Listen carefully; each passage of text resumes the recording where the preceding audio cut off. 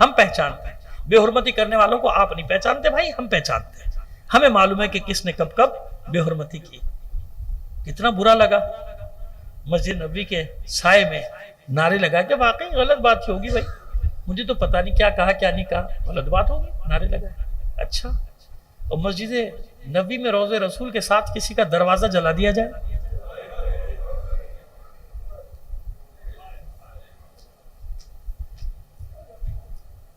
یہ نا روضہ رسول کے ساتھ ہی تو ہے نا. باب فاطمہ میں فاصلہ کتنا ہے؟ ادھر قبر مطہر نبی ہو.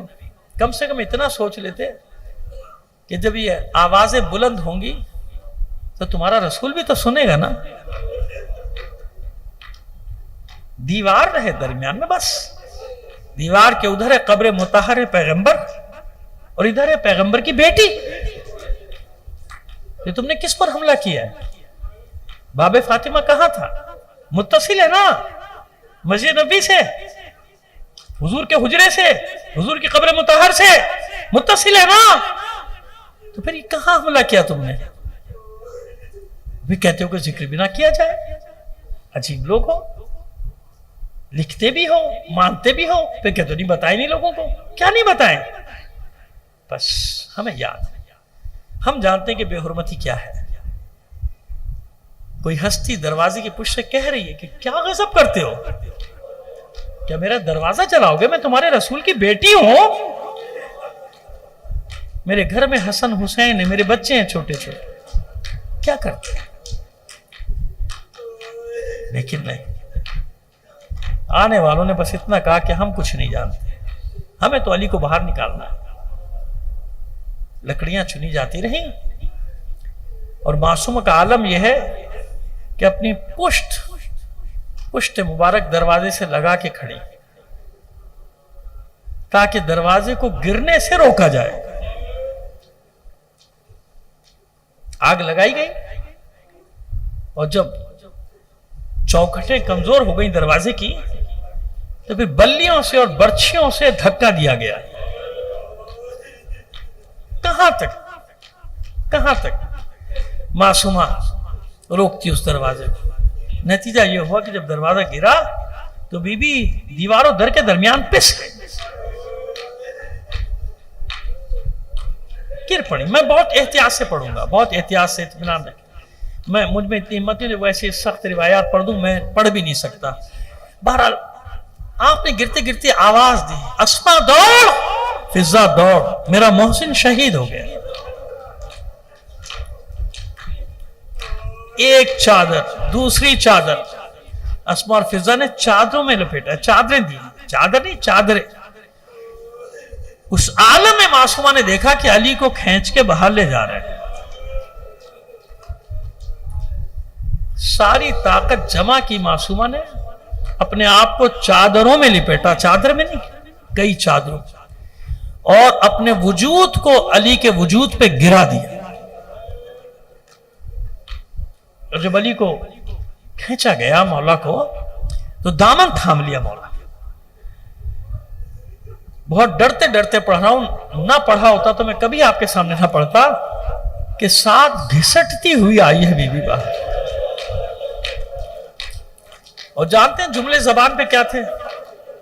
جملے یہ تھے کہ لوگوں علی کو چھوڑ دو, ابو الحسن کو چھوڑ, ہم نے تمہارا کیا بگاڑا,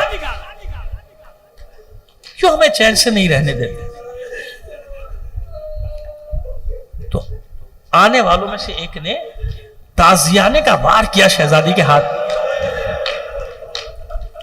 اس تازیانے کا لگنا تھا کہ معصومہ کے ہاتھ سے علی کا دامن چھوٹ گیا.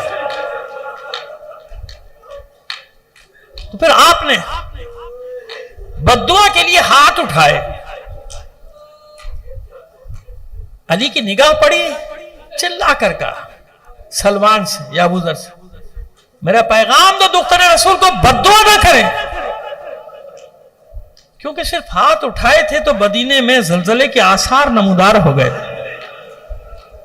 مسجد نبی کی دیواریں بنیادیں چھوڑنے کو تیار تھی. اٹھے ہوئے ہاتھ گر گئے, بددعا نہیں کی پائی. مجھے ایک اور منظر یاد آ گیا. بے حرمتی بے حرمتی بے حرمتی. شرم نہیں آتی ان لوگوں کو یہ باتیں کرتے ہوئے جو آج بے حرمتی کر رہے ہیں؟ جب رسول زادیوں کو کوفے اور شام کے بازاروں میں لایا گیا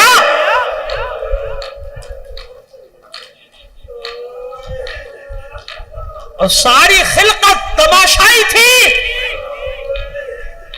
نامحرموں کے مجمع میں علی و بطول کی بیٹیوں کو لایا گیا. میں نے عرض کیا کہ علی نے روک دیا بددعا سے فاطمہ کو.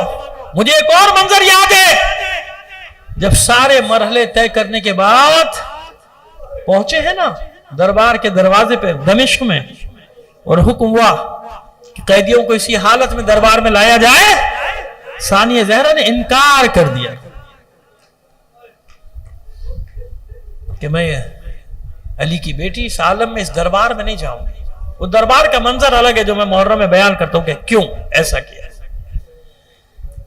جب انکار کر دیا زینب نے تو شمر پھر تازیانہ لے کر آگے بڑھا اور سید سجاد کی پشت کہو اپنی پھوپھی سے اسی عالم میں دربار میں جانا. سید سجاد نے زنجیروں کا لنگر سمیٹا. آئے پھوپھی اماں یہ امتحان اور دے دیں، یہ امتحان بھی دینا، اسی عالم میں دربار میں چلنا ہوگا. ایک حسرت سے دیکھا ثانیہ زہرا نے اپنے بھتیجے کو سید سجاد اور فرماتی ہے میرے لال تو میرا امام ہے، میرے وقت کا امام ہے، لیکن ابھی بددعا کرنے کا حق تو زینب سے کسی نے نہیں چھینا، ابھی نفرین کرنے کا حق تو مجھ سے کسی نے نہیں چھینا. آواز دی ام کلثوم، ام لیلہ، ام رباب، رقیہ، سکینہ، بس اب میں اس قوم بدکار کے لیے بددعا کرتی ہوں، تم سب آمین کہنا. کچھ روایتوں نے لکھا کہ زینب نے بددعا کے لیے ہاتھ اٹھائے. میں کہتا ہوں زینب ہاتھ کیسے اٹھائے گی؟ ہاتھ تو پسے پشت بندے. چہرہ انور اٹھایا تھا، نگاہیں بلند کی تھی آسمان کی طرف بددعا کے لیے کہ سامنے نو کے نیزہ پہ بھائی کے سر پہ نگاہ ٹھہری. جو ہی بھائی کے سر پہ نگاہ ٹھہری تڑپ اٹھی زینب. ماں جائے یہ پس شہادت کون سا ایسا ظلم ہوا کہ آپ کی آنکھوں میں آنسو؟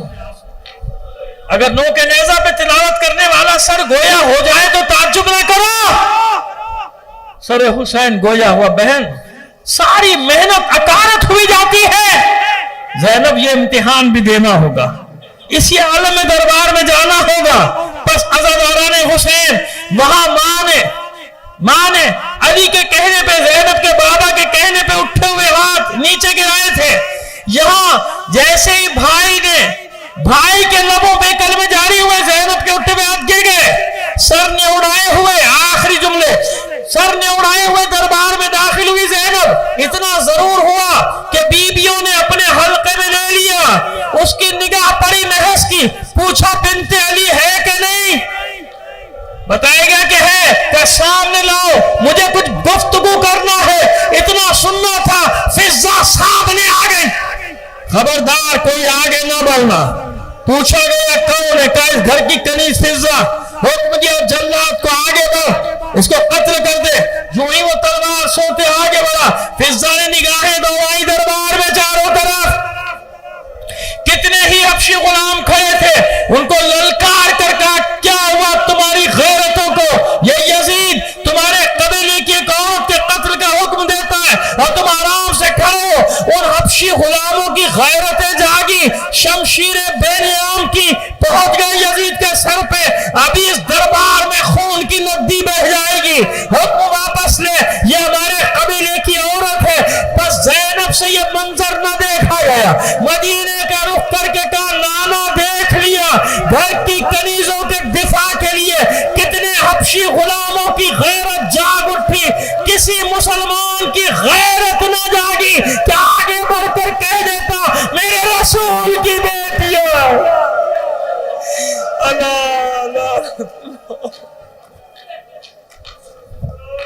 الا لعنت اللہ علی القوم الظالمین وسیعلم الذین